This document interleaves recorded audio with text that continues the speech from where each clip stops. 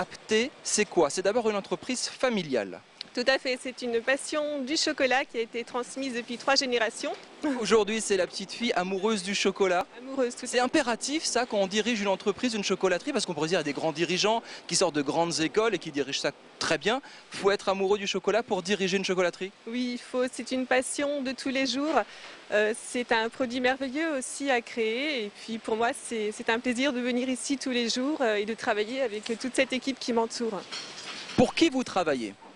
On travaille essentiellement pour la grande distribution, qui fait 70% de notre chiffre d'affaires, mais également à l'export, dans 35 pays à travers le monde.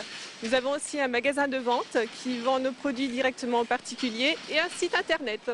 Alors ça, c'est très important. Internet, vous le considérez comme une nouvelle surface de vente? On peut tout au long de l'année retrouver nos produits parce qu'en grande surface, nous ne sommes présents qu'à Noël et qu'à Pâques. Et grâce au site internet, ça nous permet de garder un lien avec nos consommateurs tout au long de l'année.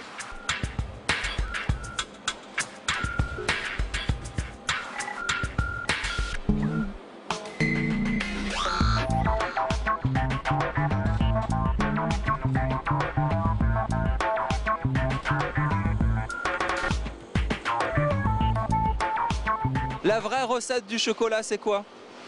Beurre de cacao? C'est beurre de cacao principalement, c'est notre marque. Du vrai ou du transgénique? Non, du vrai chez nous. On est vraiment dans du pur beurre de cacao et on a différentes origines aussi possibles de chocolat. En fonction de la demande de nos clients, on est capable de s'adapter dans le chocolat. Petit lapin pour que ça tienne et que ce soit creux dedans. Alors, on a une étape de remplissage de nos moules par une tête de dosage. Ensuite, on va passer sur une étape de centrifugage qui va... C'est le machin qui est derrière, hein, c'est ça. Ça va nous permettre de plaquer le chocolat sur les parties externes de nos moules, ce qui créera le vide à l'intérieur. Et ensuite, on a une étape de refroidissement qui permettra après de consolider tout ce chocolat et à la sortie de pouvoir le conditionner comme on le souhaite. La température de coulage du chocolat, je crois que c'est le plus important, c'est ça? Ni trop chaud, ni trop froid, sinon tout est loupé. C'est un art. C'est un art, pourquoi? Parce qu'il y a des courbes de cristallisation qui sont indispensables pour pouvoir avoir le rendu du brillant, pour avoir le rendu du cassant.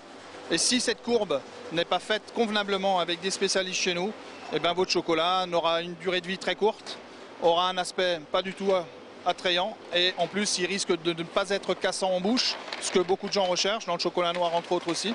Et là maintenant en exclusivité pour Alsace 20, vous regardez la caméra et vous donnez votre secret de fabrication. Ça va être difficile.